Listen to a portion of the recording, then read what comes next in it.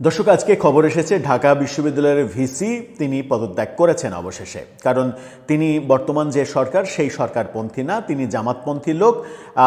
যেহেতু জামাত ক্ষমতায় আসেনি, তার আর টিকে থাকা সম্ভব হবে না, সেই কারণেই সসম্মানে তিনি আগে থেকেই বিদায় নিচ্ছেন। বিভিন্ন দিকে কানাঘোষা চলছে যে নির্বাচনের আগে থেকেই আমাদের পুলিশ প্রধান যিনি আইজিপি তিনি পদত্যাগ করবেন, তিনি সরে যাবেন, এরকম একটা আলোচনা ছিল। সেটা বোধহয় হবে, কারণ আজকে স্বরাষ্ট্রমন্ত্রী বলেছেন পুলিশের ঊর্ধ্বতন জায়গায় বেশ কিছু পরিবর্তন হবে। আজকে দেখেছি সেনাবাহিনীর ভেতরে শীর্ষস্থানীয় বেশ কিছু পদে পরিবর্তন, chief of general staff officer, ডিজিএফআইয়ের প্রধান, এই জায়গাগুলোতে সহ বেশ কিছু জায়গায় পরিবর্তন হয়েছে। আরও কিছু পরিবর্তনের কথা শোনা যাচ্ছে। এই পরিবর্তনগুলো যখন শোনা যাচ্ছে, যখন মানে প্রফেসর ইউনূস সরকারের আমলের অনেক কিছুই পরিবর্তন হয়ে যাচ্ছে, তখন আমরা দেখছি যে প্রফেসর ইউনূস সরকারের আমলে দ্বিতীয় ব্যর্থ ব্যক্তি যিনি বিডার চেয়ারম্যান, মানে নির্বাহী চেয়ারম্যান আশিক চৌধুরী, তিনি এখনও বহাল তবিয়তে এবং তিনি নতুন প্রধানমন্ত্রীর সঙ্গে বৈঠক করছেন এবং সংবাদ সম্মেলনও করছেন। এই যে বললাম প্রফেসর ইউনূস সরকারের আমলে দ্বিতীয় সর্বোচ্চ ব্যর্থ ব্যক্তি, তাহলে আপনি প্রশ্ন আসতেই পারে আপনার, প্রথম ব্যর্থ ব্যক্তিকে? অবশ্যই প্রফেসর ইউনূস, তার নেতৃত্বে সরকার চলেছে, তিনিই তো প্রথম ব্যর্থ মানুষ। তো এই দ্বিতীয় ব্যর্থ মানুষটি দেখছি এখনো বহাল তবিয়তে, এবং আজকে আমাদের বিমানবন্দরের থার্ড টার্মিনাল নিয়ে একটা প্রেস ব্রিফিং করেছেন। প্রশ্ন হচ্ছে, এই ব্যক্তি এখনো সরকারের এত বড় দায়িত্বে আছেন, তাকে কি রেখে দেয়া হচ্ছে? মানে তার মতো এরকম ব্যক্তিদের, যারা গত 1.5 বছরে দেশটাকে একটা শূন্য বেলুনে পরিণত করেছে, একটা প্যারাশুট, মানে এক ধরনের একটা খেলনা প্যারাশুটে পরিণত করেছে, যে প্যারাশুট থেকে 15,000 ফিট উপর থেকে নিচে লাফ দেওয়ার ঘটনা ছাড়া কোনো কৃতিত্ব যার নেই, সেই ব্যক্তি এখনও সরকারে বহাল তবিয়তে আছে। সরকার কি তাকে তাহলে এই পদে যোগ্য মনে করছে? নতুন সরকার কি মনে করছে যে প্রফেসর ইউনূস সরকারের আমলে ব্যর্থ হলেও এই বিডার চেয়ারম্যান পৃথিবীর সমস্ত দেশ তন্ন তন্ন করে খুঁজে 108টা বিনিয়োগের নীল পদ্ম খুঁজে এনে তারেক রহমানের হাতে দিয়ে বলবেন, এই নেন, পৃথিবী তন্ন তন্ন করে খুঁজে বের করে এনেছি আপনার জন্য 108টা বিনিয়োগের নীল পদ্ম? চলুন একটু আলোচনা করে দেখি বিডার চেয়ারম্যান কোথায় আছেন বহাল তবিয়তে, কি বললেন আজকে বিমানের থার্ড টার্মিনাল নিয়ে। থাকবেন পলিটিক্স টিভির নিয়মিত আয়োজনে।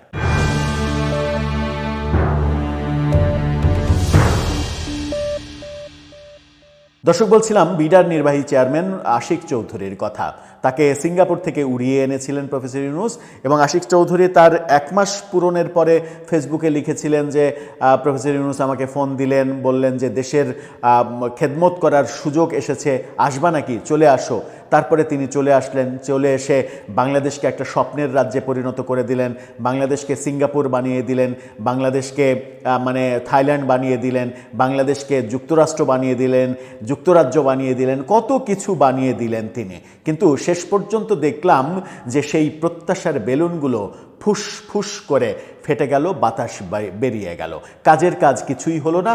মাঝখান থেকে অভিযোগ আসলো যে বন্দর, মানে চট্টগ্রাম বন্দর বিদেশিদের ডিপি ওয়ার্ল্ডের হাতে তুলে দেওয়া সহ বিভিন্ন যে প্রজেক্ট, প্রফেসর ইউনূসের বিভিন্ন যে প্রজেক্ট, সেই প্রজেক্টগুলো বাস্তবায়ন করানোর জন্যই মূলত তাকে এবং লুৎফে সিদ্দিকীকে নিয়োগ দিয়েছেন, এবং তাদের দুইজনকে রেখে এই কাজগুলো উদ্ধার করেছেন। মূলত সারা বিশ্বে এক ধরনের ফেরি করে বেড়ানোর কাজে তাদেরকে লাগানো হয়েছে, যে বাংলাদেশে এই বিক্রি হবে, ওই বিক্রি হবে, তোমরা কে বেশি দাম দিবা বলো, তাদের কাছে আমরা এটা বিক্রি করব। এই কাজগুলো প্রফেসর ইউনূস করে গেছেন।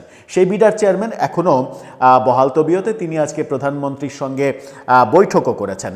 তাকে নিয়ে এনটিভির এই শিরোনামটা দেখে নিন। সেখানে বলা হচ্ছে, থার্ড টার্মিনাল নিয়ে প্রধানমন্ত্রীর নির্দেশনা, বিডা নির্বাহী চেয়ারম্যান। কি নির্দেশনা দিলেন প্রধানমন্ত্রী? হযরত শাহজালাল আন্তর্জাতিক বিমানবন্দরের থার্ড টার্মিনাল নিয়ে প্রধানমন্ত্রী কিছু নির্দেশনা দিয়েছেন বলে জানিয়েছেন বাংলাদেশ বিনিয়োগ উন্নয়ন কর্তৃপক্ষের বিডার নির্বাহী চেয়ারম্যান আশিক চৌধুরী। আশিক চৌধুরী মাহমুদ বিন হারুন, এই পুরো নামটা জানতাম না, মাহমুদ বিন হারুন। আজকে সচিবালয়ে শাহজালাল বিমানবন্দরের তৃতীয় টার্মিনাল নিয়ে প্রধানমন্ত্রীর সঙ্গে বৈঠকের পর সাংবাদিকদের প্রশ্নের জবাবে আশিক চৌধুরী এই কথা বলেন। থার্ড টার্মিনাল নিয়ে আশাব্যঞ্জক কিছু আছে কিনা জানতে চাইলে আশিক চৌধুরী বলেন, আমরা শুধু প্রধানমন্ত্রীকে ব্রিফ করেছি। এই ব্রিফ করা কাজটা তিনি খুব ভালো পারেন, প্রেজেন্টেশন দিতে খুব ভালো পারেন, তিনি প্রেজেন্টেশন মাস্টার। এই প্রেজেন্টেশনই তিনি দিতে পারেন, বাকি কাজ আর কিছু করতে পারেন না, সেটা গত 1.5 বছরে তিনি প্রমাণ করেছেন। উনি কিছু নির্দেশনা দিয়েছেন, অর্থাৎ প্রধানমন্ত্রী কিছু নির্দেশনা দিয়েছেন, সেগুলোর উপরে বেস করে আমরা সামনের অ্যাকশনগুলো নেব। কালকে জাপানিজ অ্যাম্বাসেডরের সঙ্গে আবার বসা হবে, অ্যান্ড লেটস সি। এখন নতুন প্রধানমন্ত্রীকে খুবই সাবধানে পথ পাড়ি দিতে হবে যে বিডার নির্বাহী চেয়ারম্যান যখন প্রেজেন্টেশন দেন, সেই প্রেজেন্টেশনের ম্যাক্সিমামটাই জুড়ে থাকে হচ্ছে কল্পলোকের কল্পকাহিনী। এই কল্পলোকের কল্পকাহিনী শুনে নতুন প্রধানমন্ত্রী যেন অতিকল্পনার রাজ্যে না চলে যান, কারণ বিডার চেয়ারম্যানের মূল কাজই হচ্ছে কল্পনার রাজ্যে নিয়ে যাওয়া, স্বপ্ন দেখানো। বাস্তবতা থেকে তিনি বহু দূরে বসবাস করেন, যেটা আমরা গত 1.5 বছরে টের পেয়েছি, হাড়ে হাড়ে প্রমাণ পেয়েছি। আশিক চৌধুরী আরও বলেন, বিমান মন্ত্রণালয়ে নতুন মন্ত্রী এসেছেন, so they are also trying to understand what the problem was. এটা 6 বছরের পুরনো ইস্যু, দেখা যাক।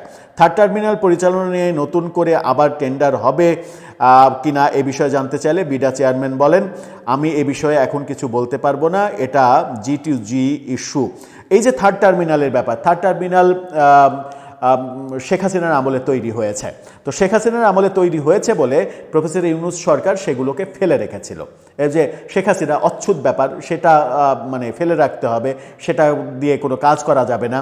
তো শেখ হাসিনা যে ব্যাপারটা মানে করেছিল, সেই ব্যাপারটা ফেলে যদি না রাখতো, তাহলে গত 1.5 বছরের মধ্যেই কিন্তু থার্ড টার্মিনালের পরিপূর্ণ কার্যক্রম চালু করা সম্ভব ছিল, যেটা প্রফেসর ইউনূস করেননি, ইচ্ছাকৃত করেননি, কারণ ওটা শেখ হাসিনা করেছে। মনে হয় যে শেখ হাসিনা তার পৈতৃক সম্পত্তি দিয়ে এই কাজটা করেছে, এটা দেশের সম্পদ না।